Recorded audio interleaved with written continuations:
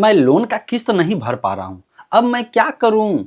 ये सवाल बहुत सारे लोग पूछते हैं। अधिकांशतः अभी मैं जो अपने गांव गया था, तो जो लोग लोन लिए हुए थे, जो किस्त पे सामान लिए हुए थे, वो परेशान थे। कारण कि वो दूसरे राज्य में जाकर के काम करते थे, अभी उनका काम छूट गया था, जिसके कारण से वो लोन का किस्त नहीं भर पा रहे थे। तो ऐसे ही अपना अपना दुखड़ा बता रहे थे, अपनी अपनी प्रॉब्लम बता रहे थे। उसी बीच में एक बंदा आता है, बोलता है भाई एक बात बताओ, मैं बहुत ज़्यादा परेशान हूँ, कोई उपाय बताओ। मैंने पूछा क्या समस्या है? उसने बताया कि मैं जो लोन लिया था फाइनेंस पे, मुझे कोई तरीका बताओ जिससे कि रिकवरी वाले मुझे परेशान नहीं करे और मैं इस झंझट से, इस जाल से, इस ट्रैप से भी निकल जाऊं। मैंने 2-3 पॉइंट उसे बताया, जिसमें से एक पॉइंट उसे बहुत ज़्यादा पसंद आया। तो मुझे अंदाजा है या आशा है कि आपको भी वो पॉइंट पसंद आएगा। लेकिन सवाल ये है कि वो 2-3 पॉइंट है क्या? वो 2-3 पॉइंट ऐसा जिससे आप खुश हो जाए।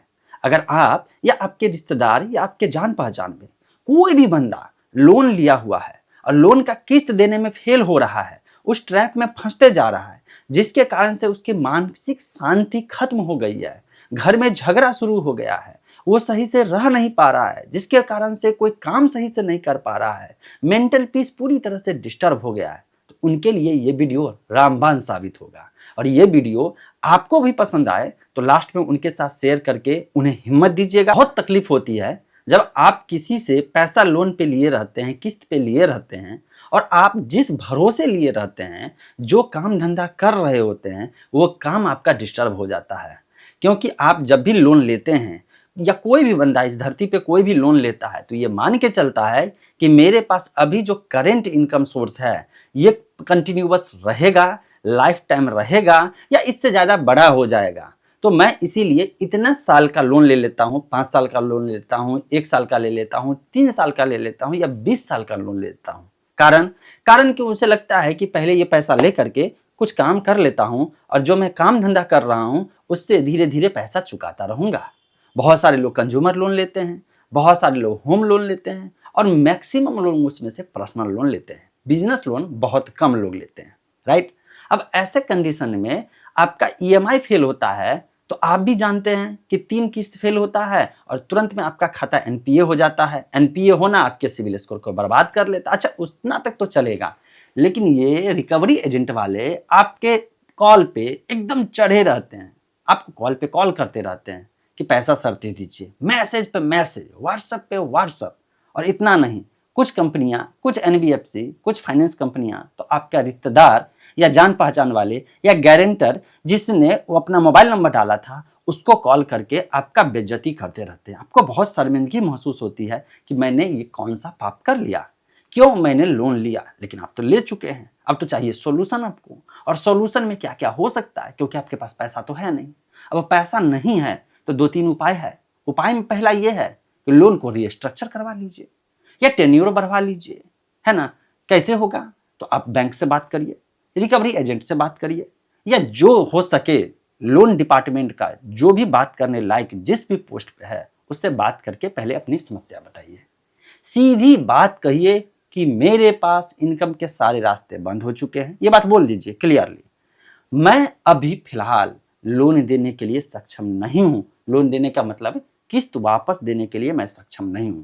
इसीलिए बेहतर यह है कि मेरे ऊपर जो बर्डन है, मतलब आपके ऊपर जो बर्डन है, आप उसको क्लियर जब बता देंगे कि आप उसका पैसा नहीं चुका पाएंगे, अभी नहीं चुका पाएंगे, लेकिन ऐसा नहीं है आपके मन में कि वो पैसा नहीं चुकाए, मतलब आपका इंटेंशन साफ है, आप बेईमान नहीं हैं, लेकिन आपकी कुछ मजबूरियां हैं जिसके कारण से आप लोन का पैसा नहीं चुका पा रहे हैं।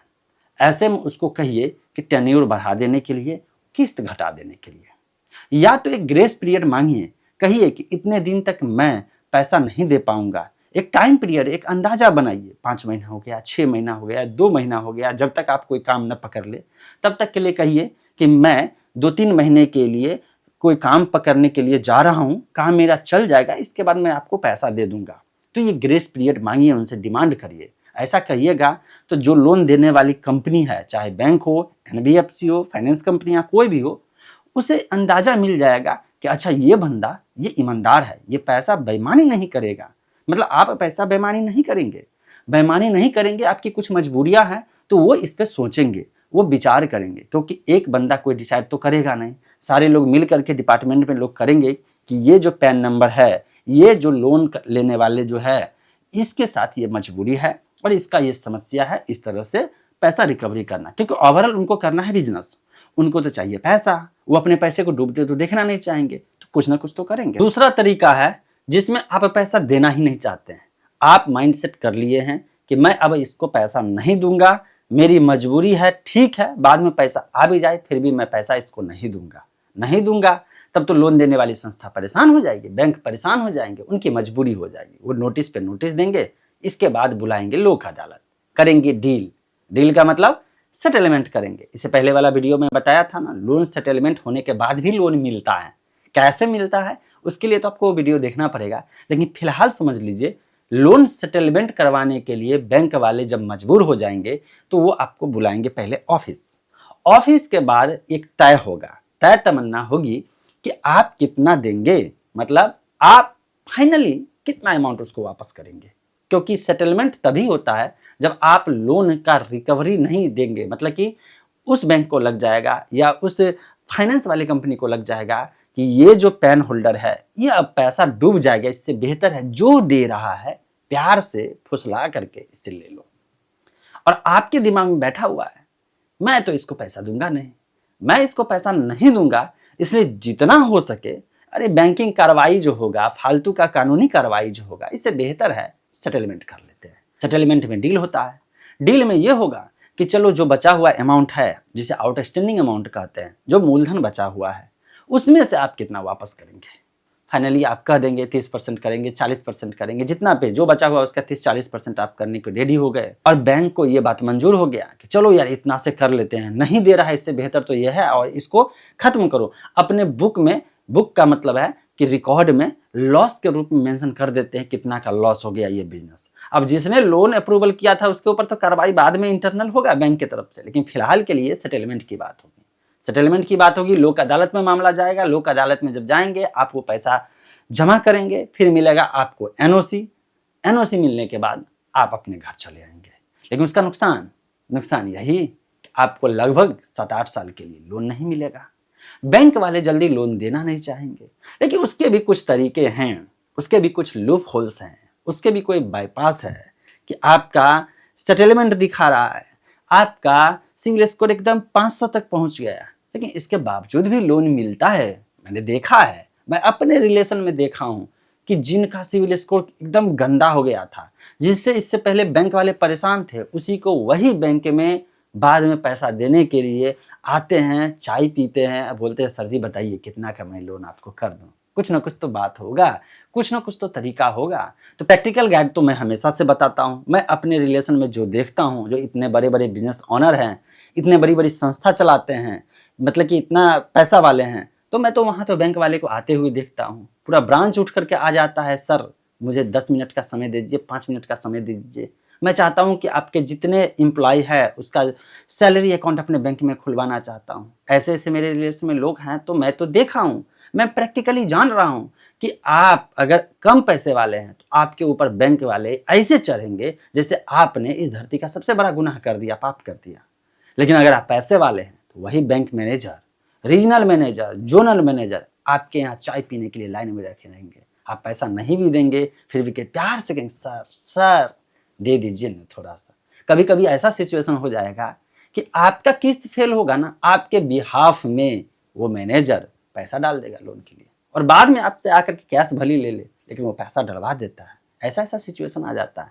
इसीलिए मैंने कहा कि मैं जो भी इन्फॉर्मेशन देता हूँ एकदम जेन्युइन 100% जो ओरिजिनल है वही इन्फॉर्मेशन देता हूँ। मैं कोई यहाँ पे ताम झाम बना करके नहीं देता हूँ। इसीलिए मेरा वीडियो थोड़ा बोरिंग जरूर होता है, लेकिन काम का वीडियो होता है।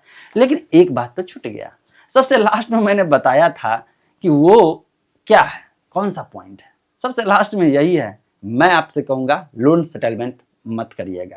पहला, लोन रीस्ट्रक्चर करवा सकते हैं, अगर कर दे बैंक वाले तो बहुत अच्छी बात है, लेकिन आपके पास कोई ऐसा एसेट है, क्योंकि आपके पास अभी काम छूटा हुआ है, आपके पास काम है नहीं और तुरंत में काम जल्दी मिलेगा नहीं, और मिलेगा भी तो आपके पीछे इतना खर्चा है कि वो आप लोन में नहीं दे पाएंगे शुरुआत में। इसीलिए मैं आपसे यही कहूँगा कि आपके पास कोई ऐसा एसेट है जिसको बेच करके अगर आप उस लोन को चुका देते हैं तो अभी वो चुका करके टेंशन फ्री हो जाइए और भविष्य में फिर तब लोन लीजिएगा जब आपको लगे कि सच में लोन लेंगे और सॉलिड इनकम प्रूफ मेरे पास है। इनकम प्रूफ का मतलब इनकम होगा और पैसा होगा और चुका देंगे तभी। मतलब बिजनेस करने के लिए आप लोन ले सकते हैं, लेकिन इंडिविजुअल कोई शौक ऐश मौज कोई ऐसा ज़रूरत अगर हेल्थ इमरजेंसी ना हो तो आप लोन नहीं लीजिए। बाकी आप मुझे कमेंट में बताइए कि मैंने जो आपको जो सलाह दिया ओपिनियन दिया है वो आपको पसंद कौन सा आया तीनों में से।